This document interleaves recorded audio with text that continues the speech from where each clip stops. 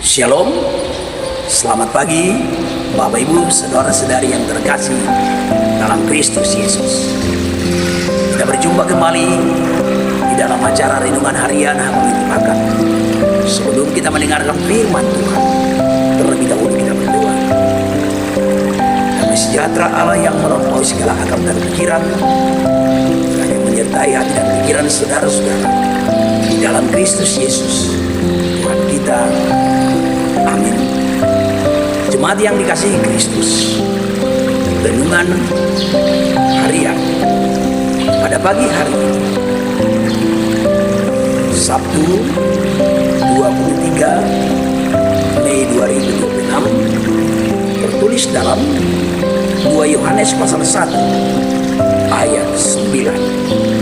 Surat Yohanes yang kedua pasal 1 ayat 9. Demikian firman Tuhan. Setiap orang yang tidak tinggal di dalam ajaran Kristus, tetapi yang melangkah keluar dari situ, tidak memiliki Allah. Barang siapa tinggal di dalam ajaran itu, ia memiliki Bapa maupun Anak. Demikian firman Tuhan. Saudara-saudari yang terkasih dalam Kristus Yesus, Nats hari ini menegaskan kepada kita bahwa bertekun dalam ajaran Kristus adalah mutlak untuk memiliki hubungan yang baik dengan Allah. Bertekun dalam ajaran Kristus, sehingga demikian kita memiliki hubungan.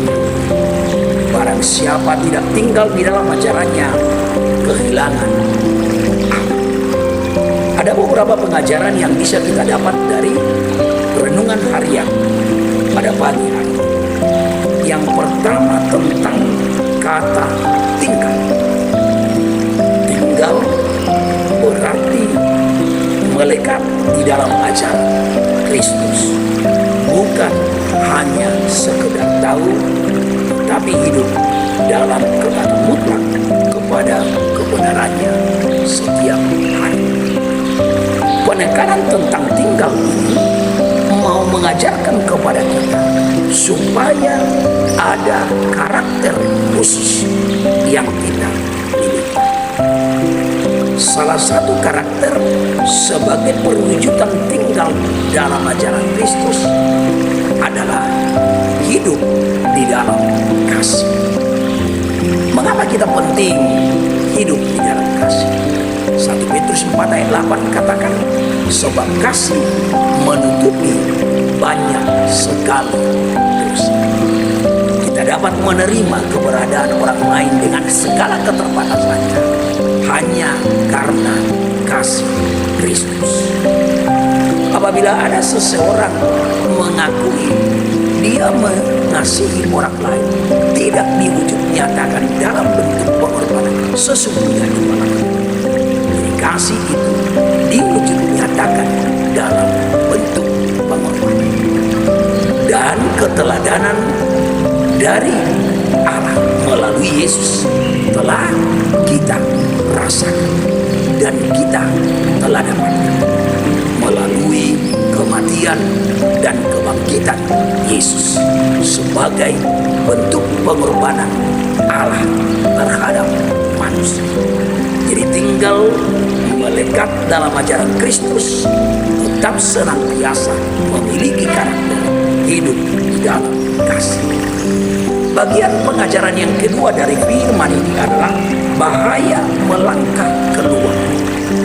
Artinya konsekuensi yang akan diterima oleh seseorang apabila dia melangkah keluar dari pengajaran Kristus itu sendiri. Pada saat ini seiring dengan kemajuan zaman Bapak Ibu, banyak orang yang mengaku sebagai pengikut Kristus, tapi hanya dalam teori saja. Sudah banyak yang keluar dari pengajaran Kristus. Artinya kompromi dengan hal-hal dunia. Ada orang misalnya untuk membela dirinya, kamu harus melakukan kebaikan kamu harus taat. Kalau jawaban-jawaban yang klise sering muncul, kita kan masih di dunia ini. Ini sesungguhnya bukan jawaban sebagai pembuktian orang yang setia atau yang tetap melekat dalam ajaran Kristus. Bagian yang kedua katanya tadi, bahaya melangkah keluar. Sedikit saja kompromi dengan ajaran sesat atau nilai-nilai dunia, cepat atau lambat akan menjauhkan kita dari relasi dengan Bapa dan Anak. Kita lihat banyak orang yang telah bertindak demikian, sehingga semakin terjerumus, semakin jauh melangkah, meninggalkan ajaran Yesus, dan tak jarang muncul penyesalan. Sebuah ungkapan yang sangat menarik, penyesalan selalu datang terlambat. Sudah hancur lebur, berkeping-keping, muncul penyesalan. Tapi memang ada perkataan yang mengatakan better late than never. Lebih baik terlambat dari tidak pernah sama sekali. Kalaupun terlambat penyesalannya, lebih baik lagi kalau dia datang.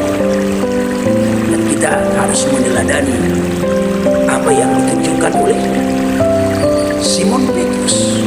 Berbeda nyata dengan Yudas Iskariot. Ketika Yudas Iskariot melakukan kesalahan, melakukan dosa pelanggaran, dia tidak datang kepada Yesus, dia tidak datang kepada Bapa, tetapi memakai akal berpikirnya sehingga mengakhiri hidupnya dengan cara bunuh diri. Berbeda dengan Simon Petrus, dia menyesali dosa-dosanya sehingga dia bisa kembali bersama dengan Yesus. Dan itu yang diinginkan dari kita sebagai pengikut Kristus. Jangan pernah melangkah keluar dari pengajaran Kristus. Kalau sudah sempat, maka berbaliklah, tinggalkan hal-hal yang tidak berkenan. Yang ketiga, bagian yang ketiga, pengajaran yang sungguh luar biasa dengan melekat tinggal dalam pengajaran Kristus, memiliki Allah, tetap berada di dalam ajaran Kristus sebagai inti pengajaran Kristus, sebagaimana saya katakan di awal tadi, Allah dalam tindakan kasih.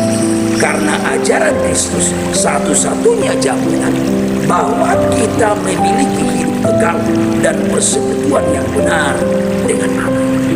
Karena itu, Bapak Ibu, melalui renungan ini kita diharapkan menentukan pilihan. Jangan pernah membuat pilihan yang berdasarkan logika pemikir, berdasarkan kekuatan sendiri, tetapi senantiasa berorientasi dengan kehendak Allah. Karena Allah telah mewujud menyatakan pengorbanan, bagaimana Dia mengasihi manusia. Yohanes 3:16. Karena begitu besar kasih Allah akan dunia ini, sehingga Ia mengaruniakan anaknya yang tunggal, supaya barang siapa yang percaya kepadanya tidak binasa, melainkan beroleh kehidupan yang kekal.